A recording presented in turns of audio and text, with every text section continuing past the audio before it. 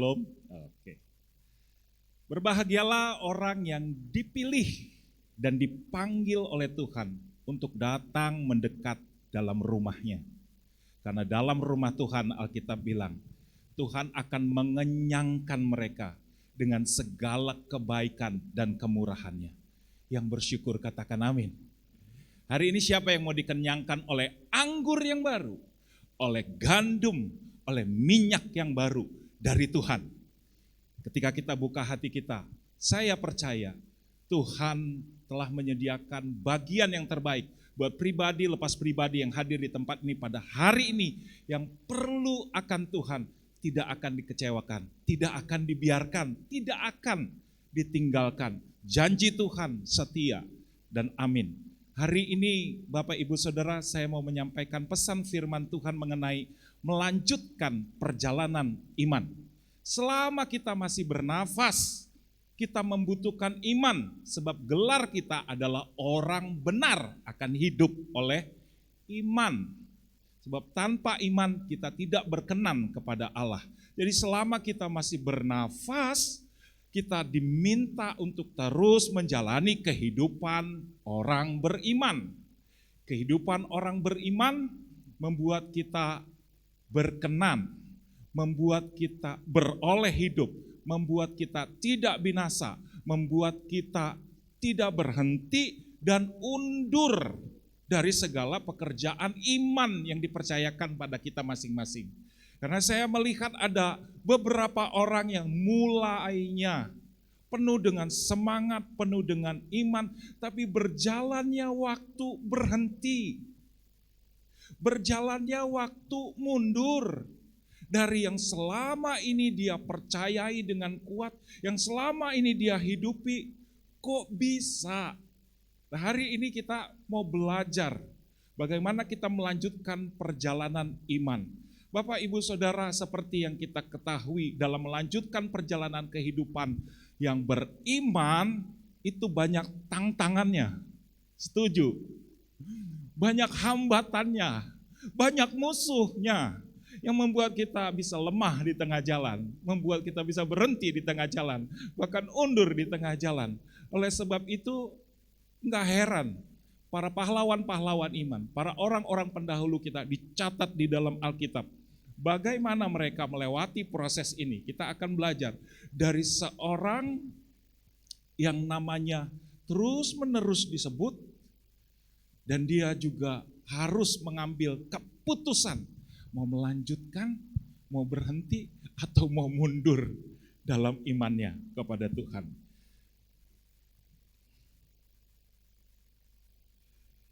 Nah, pria ini bernama Yakub, Allah Abraham, Allah Ishak, Allah Yakub. Dia selalu disebut Yakub. Nah, Yakub ini 20 tahun bekerja sama papa mertuanya, sama Laban. Kisahnya seperti itu, Kejadian 31 nanti di situ dijabarkan. Yakub kerja sama papahnya. Dan 7 tahun pertama dia bekerja untuk mendapatkan istri yang dia kasihi, tapi papa mertuanya tuker. Bukannya Rahel tapi dikasih Lea. Akhirnya Yakub tetap mau Rahel yang dicintai sebagai istrinya. Papa mertuanya bilang, oke, kalau begitu 7 tahun lagi kerja. Jadi dia 14 tahun kerja untuk dapat istri yang dikasih itu. Nah, kemudian untuk mendapatkan ternaknya, karena Yakub bilang, saya nggak mau ambil apa yang punya papa, saya mau yang dari hasil pekerjaan saya saja. 6 tahun lagi dia kerja untuk mendapat ternaknya. Tapi selama Yakub bekerja dengan papahnya itu licik, Laban itu licik. Dia gonta-ganti terus, dia tuker terus, upahnya bisa sampai 10 kali diubah-ubah terus. Tapi puji Tuhan, Yakub disertai oleh Tuhan. Tapi akhirnya udah gak tahan selama 2 dekade, diperlakukan gak adil, diperlakukan curang, akhirnya dia meluap juga Yakub nggak tahan, terus dia meluap juga. Akhirnya dia bicara, kulitku ini kepanasan terus karena harus ngurus ternak. Malam aku kedinginan, mataku susah tidur. Karena kalau kawanan dombanya diterkam, aku yang harus urus. Kalau ada yang hilang, aku yang harus cari. Kalau ada yang gugur, aku yang harus ganti. Dia meluap kemarahannya, kekecewaannya, perlakuan gak adil dari papa mertuanya. Akhirnya dia ngomong semuanya. Dia ungkapkan hatinya. Waktu dia ngomong semuanya, akhirnya Tuhan bilang, ya udah, pulang ke tempat orang tuamu, pulang ke negerimu. Karena Yakub ada bersama Laban, kan dia dalam pelarian. Nah akhirnya di Kejadian 32, mari kita baca sama-sama.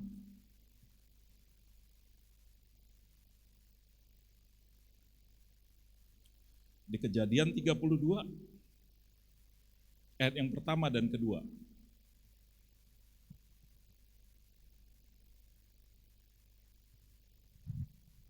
Ayat yang pertama dikatakan, mari kita sama-sama baca 2-3.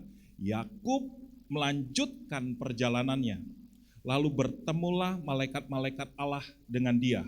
Ayat 2, ketika Yakub melihat mereka, berkatalah ia, ini bala tentara Allah, sebab itu dinamainya lah tempat itu Mahanaim.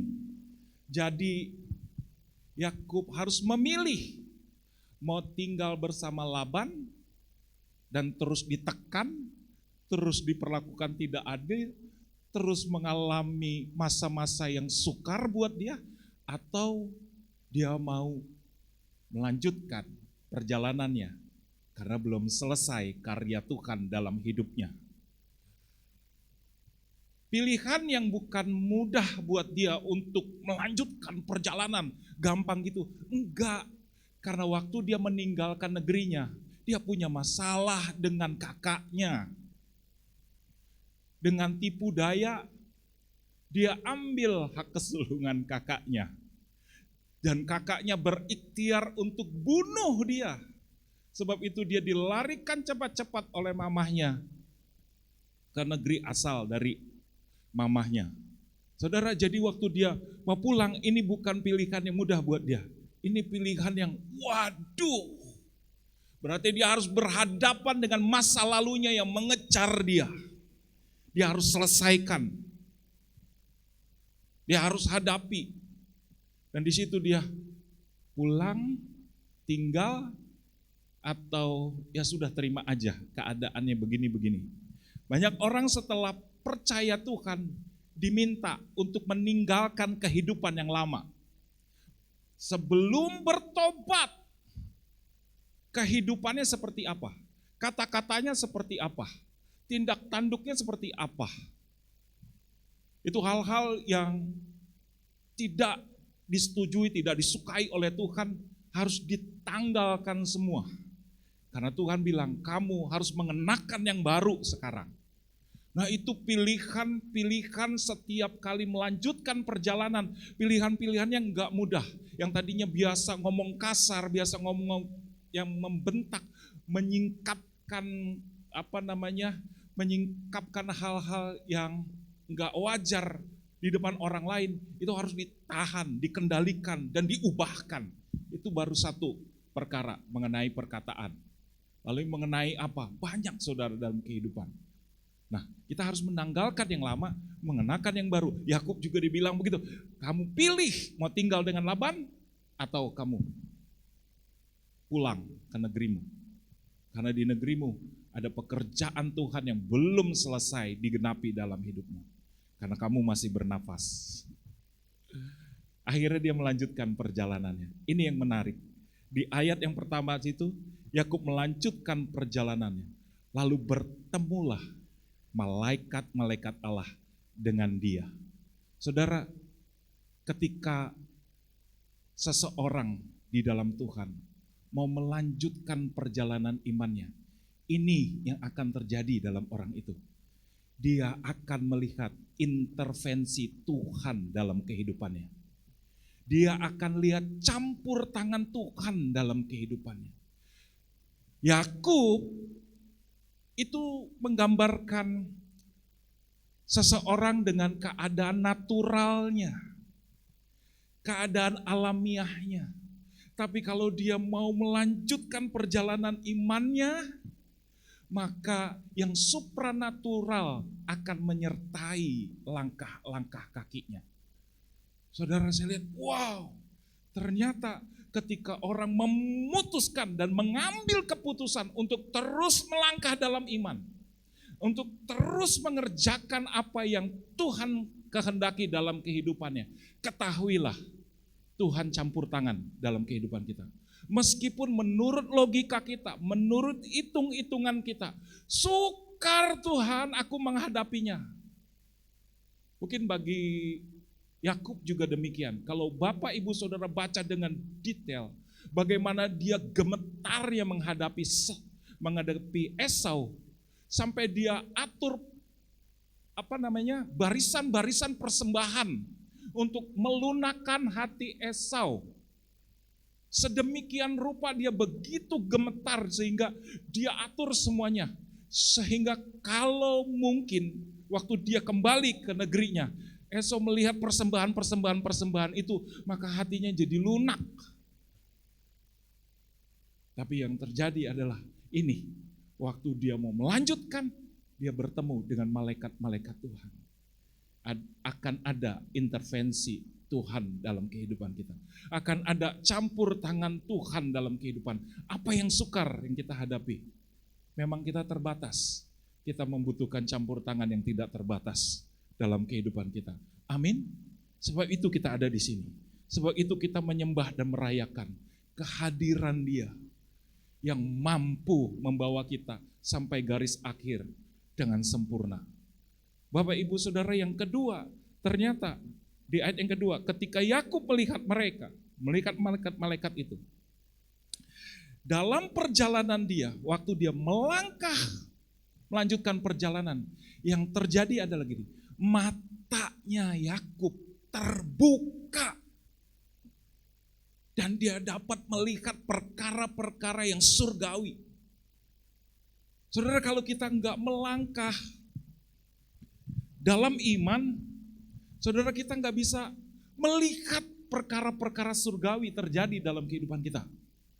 Sebab itu kita harus terus melangkah dalam iman, terus melanjutkan perjalanan iman kita, supaya mata kita dapat melihat ini Tuhan yang mengerjakannya. Ini pasti campur tangan Tuhan, ini pasti kemurahan Tuhan yang terjadi dalam hidupnya. Beberapa tahun yang lalu, ada sekolah seminari yang diserbu oleh massa, dan anak-anak seminarnya beberapa lompat tembok, lari, kabur. Tapi beberapa yang tidak beruntung seperti itu. Akhirnya mereka ditemukan dengan leher yang hampir putus. Sudah ditutup dengan daun-daun pisang. Ya, itu di Jakarta. Waktu ditemukan ternyata anak ini masih hidup. Anak ini masih hidup ternyata. Waktu itu dirawat, dibawa ke rumah sakit dan dioperasi. Tapi kemungkinannya sangat kecil untuk anak ini bisa selamat dengan sempurna karena lehernya udah hampir putus. Ceritanya berlanjut dan ternyata anak ini sembuh dan sehat. Hanya ada tanda yang melingkar di lehernya. Bukan jahitan yang hampir seluruhnya hampir dijahit. Dan ditanya dengan orang-orang yang kepengen tahu apa yang terjadi waktu itu. Ternyata waktu itu dia diperhadapkan, mau mempertahankan imanmu atau sangkal imanmu. Dia tetap bilang, aku mempertahankan. Sangkal Yesus, kamu hidup. Masih tetap mempertahankan, kamu mati. Dia tetap mempertahankan. Betul, dia diikhtiarkan mati dengan dipotong lehernya. Tapi dia nggak mati. Dan kemudian kemana-mana anak seminari ini bersaksi. Bersaksinya simple. Simpelnya apa? Dia tinggal buka kerah ininya, lalu dilihat. Jemaat suruh lihat semuanya. Waktu jemaat lihat bekas lukanya, semua bilang gini, itu pasti Tuhan yang mengerjakannya. Ngerti Bapak Ibu Saudara? Semua udah gak bisa nyangkal, ini mah pasti Tuhan, bukan yang lain. Ini pasti Tuhan yang berkehendak atas hidupnya. Sehingga dia walaupun udah hampir putus lehernya, dia tetap bisa menjadi saksi Tuhan. Bahkan lebih efektif lagi. Saudara, Yakub waktu melanjutkan perjalanannya, walaupun dia gak tahu di depannya seperti apa, tiba-tiba matanya terbuka melihat perkara-perkara surgawi. Dan bukan hanya sekedar matanya yang terbuka, apa yang kemudian terjadi? Dia mulai mengucapkan, ada kata-kata, dia bisa menggambarkan bala tentara Allah itu, dia bisa menggambarkan bala tentara itu. Saudara, akan ada waktunya ketika kita melanjutkan perjalanan iman kita. Mata kita terbuka akan campur tangan perkara-perkara surgawi dalam kehidupan kita. Dan mulut kita akan bisa menyaksikan perbuatan Tuhan yang hebat dalam kehidupan kita. Katakan amin.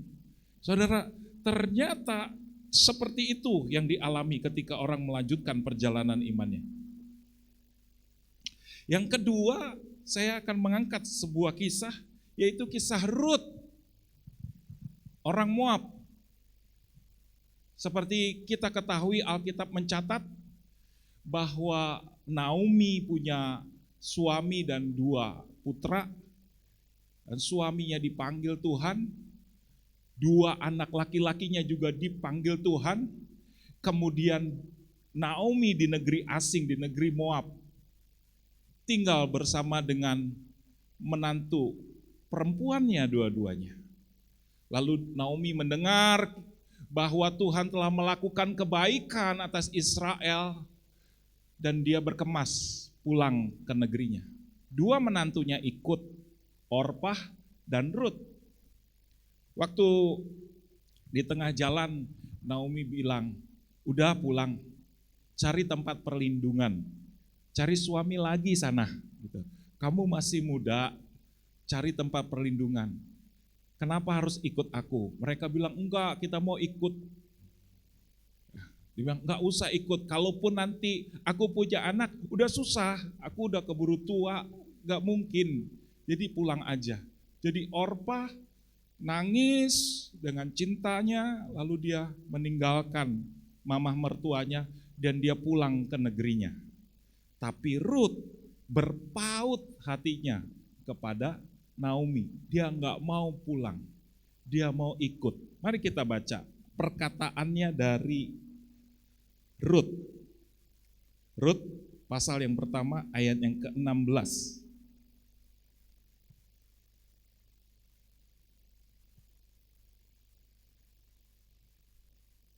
Ya, sudah? Mari sama-sama kita baca 2, 3, iya. Tetapi kata Rut, janganlah desak aku meninggalkan engkau dan pulang dengan tidak mengikuti engkau. Sebab kemana engkau pergi, ke situ jugalah aku pergi. Dan di mana engkau bermalam, di situ jugalah aku bermalam. Bangsamulah bangsaku, Allahmulah Allahku. Jadi Naomi udah desak dia, jangan ikut. Masa depanmu suram kalau sama aku nggak bisa kasih anak laki-laki lagi. Ternyata Rut nggak mau meninggalkan, malah Rut deklarasi bahwa dia akan ikut kemana saja, tinggal di mana saja. Bahkan dia bilang, bangsamu akan jadi bangsaku, Allahmu akan menjadi Allahku, aku akan ikut.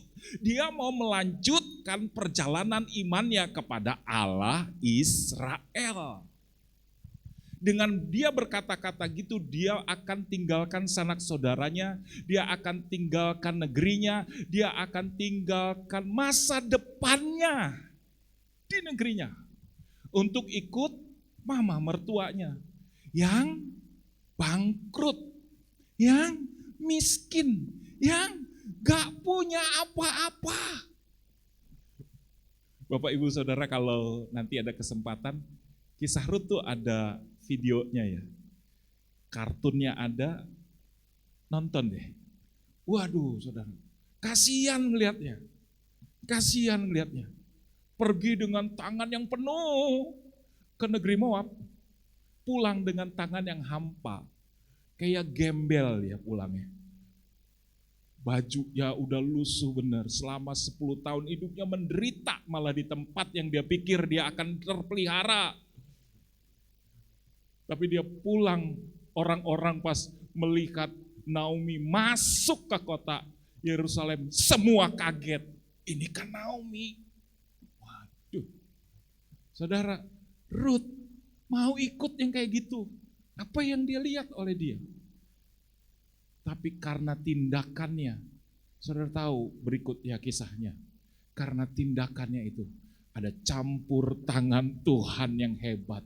Dia mendapat belas kasihan dari tuan tanah yang kaya raya, namanya Boas. Masih sangat kerabat dari Naomi. Singkat ceritanya, dia seorang yang hanya orang asing, yang pungut hasil-hasil tuayan di belakang para karyawan tuan tanah. Dia bukan siapa-siapa. Dia saja cuman pungut bulir-bulir gandum yang jatuh, dia kumpulkan untuk dirinya sendiri dan cukup hanya sekedar untuk makan saja. Tiba-tiba dari seorang asing yang hanya numpang hidup di situ, tiba-tiba menjadi pemilik dari tempat yang penuh dengan kelimpahan berkat itu. Dia jadi istrinya Boas. Matanya melihat, mulutnya dapat menyaksikan campur tangan Tuhan karena dia melanjutkan perjalanan imannya. Saudara, Allah yang kita sembah, Allah yang punya prioritas tentang perkara-perkara yang di depan kita. Sebab itu dia berkata, aku mengetahui rancangan-rancangan apa yang ada padaku. Bukan rancangan kecelakaan ya, tapi rancangan damai sejahtera bagi kamu. Masa depan yang penuh dengan pengharapan. Katakan amin.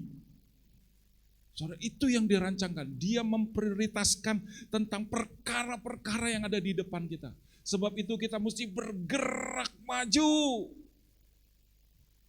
menuju hari depan yang disediakan Tuhan bagi kita dengan cara terus berjalan dalam iman.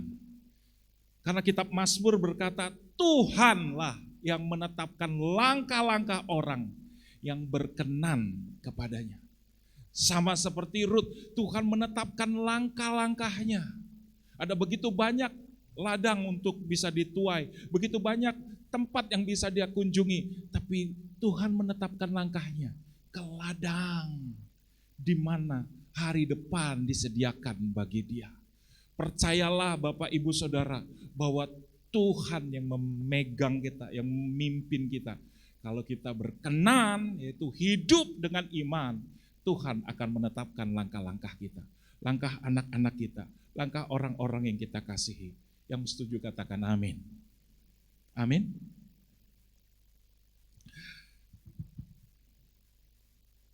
Satu lagi, saya mau angkat cerita ini buat Bapak Ibu Saudara, supaya kita mengerti. Di 2 Raja-Raja 6 dan 2 Raja-Raja 7 dikisahkan bahwa Samaria itu dikepung. Kota Samaria dikepung oleh Aram. Sampai sulit mereka untuk bisa keluar masuk karena di sekeliling tembok Samaria itu berhimpun orang-orang Aram.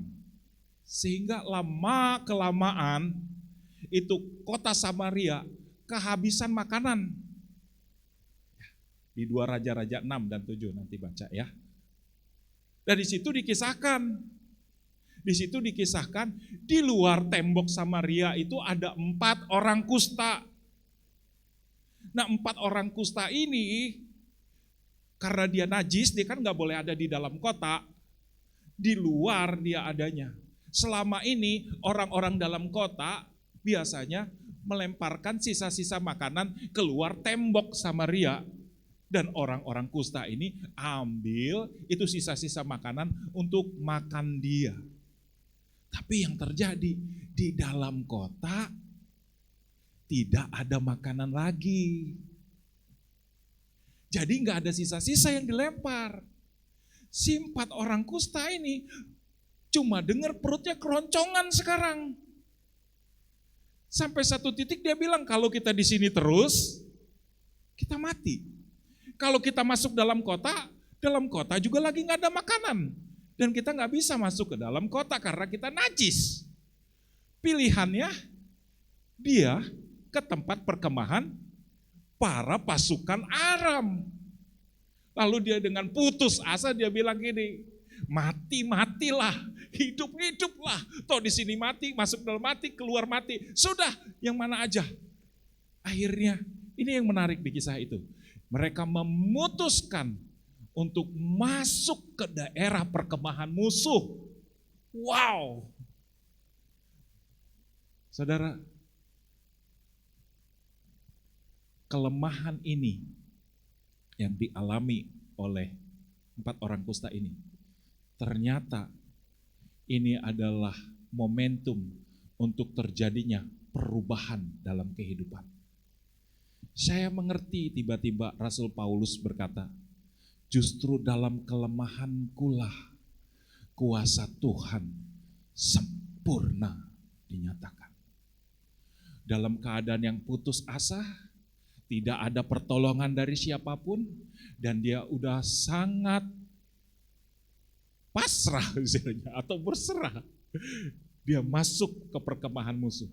Justru waktu dia masuk ke perkemahan musuh, musuh mendengar dicatat bahwa seperti ada pasukan yang besar yang akan menolong bangsa Israel yang ada di Samaria itu. Akhirnya musuh kacau balau, mereka semua tinggalkan perkemahannya, persediaan makanannya, semua ternaknya, semua pakaian dan harta-harta jarahannya, semua ditinggalkan. Si 4 orang kusta itu jalan dengan penuh penyerahan diri. Loh, mau mati-mati, mau hidup-hidup, tapi aku gak bisa berhenti di situ, aku gak bisa undur, aku harus terus maju. Waktu dia melanjutkan perjalanannya, yang terjadi, Tuhan mengacau balaukan orang-orang Aram. Dan waktu dia masuk ke perkemahan, yang dilihat makanan yang berlimpah, yang dilihat harta benda pakaian yang mewah-mewah, yang dilihat ternak yang banyak. Sampai dia ambil lagi buat dia, sampai dia kumpulkan lagi, sampai dia ambil lagi. Lalu mereka berkata, wow, kita gak bisa habisin ini. Di sini begitu banyak, begitu melimpah. Lihat ya, ketika orang melanjutkan perjalanan imannya, dia akan melihat campur tangan Tuhan.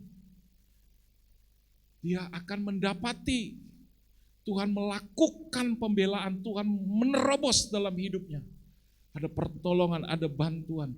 Dan mulai dia dapat menggambarkan kesaksian tentang kebesaran Tuhan. Lalu dia bilang begini, kalau ini cuma buat untuk kita saja, kita bisa berdosa. Sedangkan yang ada di dalam kota sedang kelaparan. Akhirnya malam-malam saudara, dia masuk juga ke dalam kota, bawa kabar sukacita. Orang yang dikasih tahu nggak percaya. Orang yang dikasih tahu curiga. Jangan-jangan gitu. Orang yang dikasih tahu meremehkan dan merendahkan. Masa ini orang kusta ini bisa kayak gitu? Saudara, kita tuh memang gak bisa. Tapi Tuhan yang bisa untuk membawa perubahan dalam kehidupan kita. Yang Tuhan minta, maukah kamu melanjutkan perjalananmu? bersama dengan Tuhan. Saya tahu Tuhan sudah dan terus akan mengerjakan perkara-perkara yang hebat dalam hidup jemaat Tuhan yang ada di tempat ini. Bapak Ibu yang sudah mengecap kebaikan dan kemurahan Tuhan dan paham betul, iya benar. Dan kembali untuk meneguhkan 3 kisah ini. Tapi dalam perjalanan melanjutkan perjalanan iman kita, ada hal-hal yang harus kita hindari supaya perjalanannya lancar. Yang pertama yang harus dihindari, jangan cari kesalahan, kelemahan, dan kekurangan orang-orang yang lain. Saudara, saya mau kasih tahu, kalau mau dicari-cari, semua orang gak ada yang sempurna. Amin. Jadi jangan cari kelemahannya. Jangan pegangin terus kesalahannya. Jangan cemarkan dirimu oleh perbuatan-perbuatan orang lain. Dengan memberikan penilaian, penghakiman, dan membedakan dia dari diri kita. Saudara, hati-hati. Kalau kita mau melanjutkan perjalanan kita, perjalanan iman kita, perhatikan ini. Jangan cari-cari kelemahan, kekurangan, dan kesalahan orang lain. Itu berakibat kita akan menyalahkan orang lain dan kita akan kehilangan respek, rasa hormat kita hilang sama orang-orang itu. Nah repot saudara, kalau kita udah hilang rasa hormat kita dengan seseorang yang kita anggap, wah ini orang banyak kesalahannya. Kalau kita nggak hormat sama orang itu, apa yang dia lakukan, kita turut melakukannya. Ngeri nggak? Ngeri loh saudara. So itu kita harus jaga tuh. Supaya kita jangan cari-cari kelemahan orang lain. Yang kedua, saya pelajari yang kedua, jangan membanding-bandingkan diri kita dengan orang lain. Kalau kita udah membanding-bandingkan, nanti ketemu kelebihannya, kekurangannya. Jangan saudara, jangan banding-bandingkan. Nanti timbul bisa gak puas diri, berkecil hati, atau sebaliknya malah menjadi sombong, atau menjadi iri hati. Nah, kita nggak bisa membandingkan. Karena gini, Tuhan itu penjunan. Ingat ya, kita itu tanah liat. Dan Tuhan yang membentuk kita ada waktu prosesnya. Ini barang dalam proses, belum menjadi barang jadi. Kehidupan kekristenan, kehidupan pemeliharaan iman dalam kehidupan orang-orang, musimnya tuh beda-beda. Tuhan lagi proses dia untuk menanti-nantikan janji Tuhan. Dia hari ini di musim sedang menantikan penggenapan janji Tuhan. Di situ dia pegang tuh, sementara yang lain sedang mengalami penuaian. Di sisi yang lain sedang apa-apa mudah, menuai apa-apa gampang, menuai apa-apa terobos. Kita bilang, wah yang ini mah nanti terus, doa terus, puasa terus deklarasi firman. Mana gak ada perubahannya. Sementara yang ini kok sedang enak ya, ngambilin buah terus ya. Oh ya nanti Tuhan bekerja gak pukul rata begitu. Itu misterinya Tuhan. Jadi kita gak bisa bandingin kita dengan dia. Kenapa aku lebih maju ketimbang dia gak maju ya? Gak bisa. Karena semua dituntut, dibawa semua masuk dalam pengenalan yang benar akan Tuhan. Sampai Tuhan menjadi sumber dia, baru kehidupannya. Langkah-langkah demi langkah diatur, dituntun oleh Tuhan. Jadi jangan bandingkan diri kita dengan orang lain. Yang ketiga, kalau kita mau melanjutkan perjalanan iman kita, yang dihindari adalah jangan salah bereaksi terhadap situasi dan kondisi yang tidak menyenangkan atau yang menyenangkan. Jangan salah bereaksi. Saudara, ada kisah yang menarik. Kisahnya Paulus dan Silas waktu dia ditangkap dan dimasukkan ke dalam penjara. Reaksi dia di dalam penjara aneh. Enggak wajar, karena dia habis dicambuk atau ditangkap, dicambuk, lalu dimasukkan dalam penjara, dia belenggu dan dijaga begitu ketat, dan dia dijatuhi hukuman, dan tunggu finalnya, nanti apa yang akan dia alami, akan dia derita, karena dia menyebarkan ajaran sesat menurut para tua-tua agama waktu itu. Tapi ketika dia dalam kesakitan, banyak bekas cambuk, ketika dia dalam penjara, kan lucu. Reaksinya apa? Dia memuji, menyembah Tuhan. Kapan? Tengah malam. Waduh, ini reaksi yang aneh, betul nggak? Mestinya dia apa? Udah ikut Tuhan sungguh-sungguh, malah menderita. Udah doa rajin, nggak dapat apa-apa. Udah memberi, malah bukannya dapat tuayan, malah ditipu sama orang. Saudara, dia udah babak belur tuh. Harusnya respon secara manusianya, harusnya reaksinya berbantah, mengeluh, nyalain Tuhan. Terusnya apalagi, semua yang kita bisa lakukan lah. Tapi tidak terhadap Paulus dan Silas. Dia malah bereaksi yang aneh menurut saya. Dia memuji, menyembah Tuhan. Dan seperti yang Alkitab catat, tiba-tiba Tuhan hadir dan membebaskan dia. Malah dia dapat jiwa-jiwa tuh gara-gara itu. Ada jiwa-jiwa yang diselamatkan gara-gara dia bereaksi dengan benar. Mari, apapun yang kita alami, setiap kondisi, situasi yang ada, yang senang maupun yang gak senang, mari bereaksi dengan benar. Kalau kita bereaksi dengan benar, melanjutkan perjalanan kita akan jauh lebih mudah. Tapi kalau reaksinya salah, akan ribet.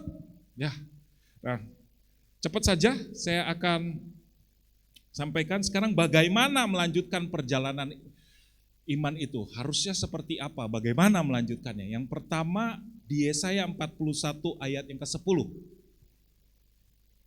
Yesaya 41 ayat yang ke-10.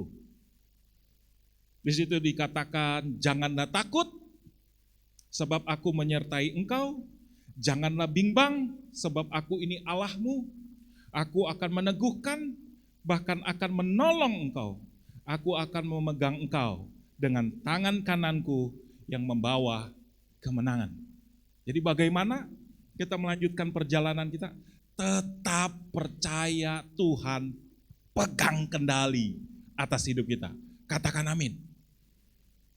Saudara, kalau nggak ada pegangan, kalau lagi pusing ya kan, ayat ini booming di tahun 2022. Ayat ini menjadi trending topik dan menjadi viral. Semua orang-orang percaya menghadapi ketidakpastian dunia ini. Belum kemarin masalah kesehatan, konflik, belum masalah inflasi, belum masalah ekonomi, belum nanti krisis politik, apa semua yang diprediksi gak enak semuanya. Akhirnya ayat ini muncul, bergaung kuat di tengah-tengah orang-orang percaya. Karena ternyata untuk melanjutkan perjalanan iman kita, kita harus tetap percaya Tuhan pegang kendali. Jangan takut. Dia menyertai, dia membimbing, dia meneguhkan. Apalagi tuh, udah hebat bener kan? Dia menolong, dia memegang, dan dia membawa kemenangan. Yang bersuka cita katakan amin. Jangan sampai kita nggak percaya, jangan sampai kita undur. Percayalah. Kalau nggak punya ayat yang bisa dipegang, pegang ayat ini. Omong terus terhadap diri kita supaya iman kita terbangun. Supaya pengharapan kita berlimpah. Yang kedua yaitu Mazmur 73 ayat 28. Bagaimana melanjutkan perjalanan iman kita? Mazmur 73 ayat 28. Dikatakan, tetapi aku suka dekat pada Allah. Aku menaruh tempat perlindunganku pada Tuhan Allah. supaya dapat menceritakan pekerjaannya. Yang kedua, tetap dekat dengan Tuhan. Dan menarik, di kitab Mazmur itu bilang, aku suka dekat dengan Tuhan. Saudara harus suka dekat dengan Tuhan, suka akan kehadiran Tuhan dalam hidup. Jangan keluar kamar kita sebelum kita menerima kehadiran Tuhan setiap hari dalam kehidupan kita. Saudara harus dekat. Tuhan harus menjadi pusat kehidupan kita.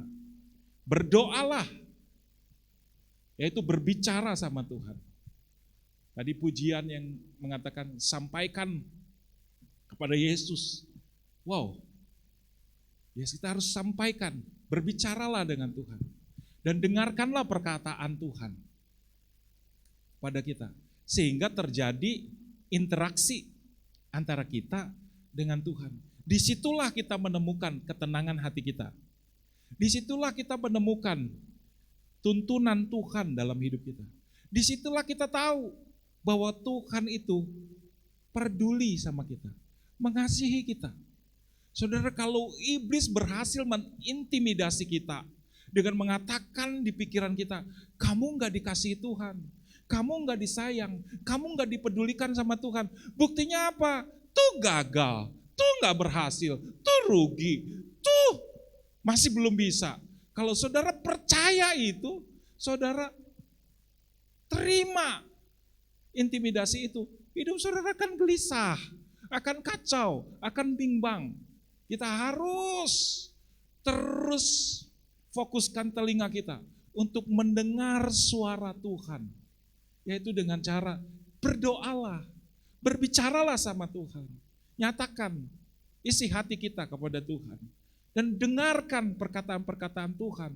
Dia Allah yang hidup, dia masih ngomong sama kita, sehingga kita kenal dia secara pribadi. Makin lama makin dekat, makin lama makin dekat, kuat, akhirnya timbul kesukaan. Pemazmur berkata, aku suka dekat sama Tuhan. Tuhan menjadi tempat perlindungan, menjadi tempat perlindungannya. Bukan yang lain, Tuhan menjadi tempat perlindungannya. Supaya apa? Dapat menceritakan pekerjaan Tuhan. Itu yang kedua. Yang ketiga, yang terakhir, bagaimana melanjutkan perjalanan iman kita? Yang ketiga, tetap melakukan pekerjaan yang baik dan menabur benih. Katakan amin. Yang ketiga, jangan berhenti melakukan pekerjaan yang baik.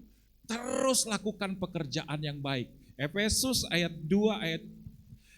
pasal 2 ayat yang ke-10 dikatakan gini, karena kita ini buatan Allah diciptakan dalam Kristus Yesus untuk melakukan pekerjaan yang baik yang Dia persiapkan, yang dipersiapkan Allah sebelumnya. Ia mau supaya kita hidup di dalamnya. Jadi Bapak Ibu Saudara, kita ini buatan Allah diciptakan dalam Kristus Yesus untuk melakukan pekerjaan baik. Jadi tetap lakukan pekerjaan yang baik. Pak, apa pekerjaan yang baik? Rawat keluarga dengan benar. Kasihi, sayangi anak-anak, sayangi pasangan. Itu pekerjaan yang baik. Rawat dan urus orang tua yang benar. Terus ikat dalam tali kasih di keluarga. Jangan putus tali kasihnya di antara keluarga, saling memperhatikan, saling menopang, biar terus bisa melakukan pekerjaan yang baik. Kalau udah kelimpahan di sini, gimana Pak? Oh iya, bisa ke tempat yang lain. Lakukan pekerjaan yang baik pada saudara-saudara seiman. Terus berlanjut. Saudara. Karena Tuhan udah persiapkan kita sebelumnya untuk ada di situ, di dalam pekerjaan yang baik itu. Begitu. Jadi jangan, udah bosen melakukan semua yang baik-baik ini, apa gunanya, sekali-kali untuk aku dong. Sekali-kali untuk kita dong, senang-senang, untuk enak-enak. Enggak. Yang Tuhan mau dalam melanjutkan perjalanan iman kita, kita harus tetap melakukan pekerjaan yang baik dan terus menabur benih. Kalau menabur benih, 2 Korintus 9 ayat ke-10. Ia yang menyediakan benih bagi penabur dan roti untuk dimakan. Ia juga yang akan menyediakan benih bagi kamu untuk dilipat gandakan dan menumbuhkan buah-buah kebenaranmu. Katakan amin. Saudara, ada benih yang untuk ditabur, ada roti untuk dimakan. Ada bagian yang bisa kita nikmati, tapi ada bagian yang bukan untuk kita. Tapi ada bagian yang untuk ditabur. Saudara, waktu kita menabur, bukan untuk kepentingan siapa-siapa. Itu untuk supaya Tuhan dapat bekerja, melipat gandakan, dan menumbuhkan buah-buah dalam kehidupanmu. Saudara, ngeri kan? Kita hidup udah berapa lama di muka bumi ini, tapi waktu didapati nggak ada buahnya. Ini orang egois sekali, hanya untuk dirinya semua, dia makan semua.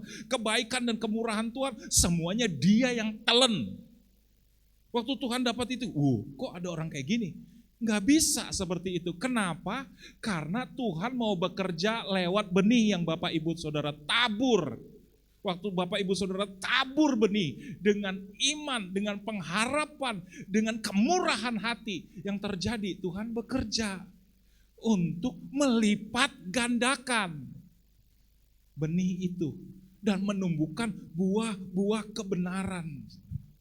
Jadi hidup kita berbuah. Orang dekat kita merasakan ada sesuatu yang dapat dinikmati dari hidup yang saleh, dari hidup yang benar, dari hidup yang jujur, dari hidup yang berintegritas, dapat dinikmati. Pertanyaannya kan, bagaimana saya tahu untuk menabur? Di mana, kapan, siapa yang harus kita tabur? Itu kembali, kita harus tetap dekat sama Tuhan, supaya lewat kedekatan kita sama Tuhan, kita tahu benih ini kapan harus kita tabur, kemana kita tabur, siapa yang akan kita beri. Saudara, itu semua dasarkan dari kedekatan kita dengan Tuhan. Dan tandanya hati kita ketika tergerak, ketika terdorong untuk menabur, itu tandanya Tuhan bekerja dengan damai sejahteranya yang melimpah dalam diri kita. Yang mengerti katakan amin. Jadi ada 3 cara bagaimana kita melanjutkan perjalanan iman kita. Yang pertama, tetap percaya Tuhan pegang kendali atas hidup kita. Yang kedua, tetap berada dekat dengan Tuhan. Yang ketiga, tetap melakukan pekerjaan yang baik dan menabur. Yang mau dan setuju katakan amin. Saya undang semua bangkit berdiri. Terima kasih Tuhan, terima kasih. Firman-Mu sudah disampaikan pada hari ini ya Tuhan. Firman-Mu sudah disampaikan pada hari ini. Biar pengetahuan akan kebenaran firman Tuhan ini memerdekakan setiap kami pada hari ini. Biar terang kemuliaan firman Kristus menerangi kegelapan kami ya Tuhan. Sehingga mata kami terbuka dan melihat perkara-perkara supranatural terjadi dalam kehidupan kami. Dan biarlah mulut kami menceritakan perbuatan-perbuatan hebat yang Tuhan kerjakan ya Tuhan. Dan kami mau menyatakan pada hari ini, buat setiap Bapak Ibu Saudara yang hari ini yang mendengar dan berkata dalam hatinya, itu yang aku mau terus kerjakan, itu yang aku mau lakukan. Aku tidak mau berhenti dalam mengiring Tuhan. Aku tidak mau undur dari imanku, tapi aku akan melanjutkan perjalanan imanku. Aku akan melihat campur tangan Tuhan. Ya, aku akan mengatakan perbuatan Tuhan yang hebat. Dan aku akan mengetahui bahwa Dia tidak tinggal diam atas hidupku. Hidupku akan dibawa dari kemuliaan yang satu kepada kemuliaan yang berikutnya. Dari kasih karunia yang satu kepada kasih karunia yang berikutnya. Sampai buah-buah kebenaran menjadi nyata dalam hidupku. Dan apa yang aku tabur dilipat gandakan oleh Tuhan. bagi hormat dan kemuliaan nama Tuhan. Buat Bapak Ibu Saudara yang berkata demikian, turunlah kuasa Roh Kudus, turunlah kuasa firman yang membawa perubahan dalam hidupmu. Dalam nama Yesus, aku berdoa dan bersyukur. Amin. Silakan duduk Bapak Ibu Saudara.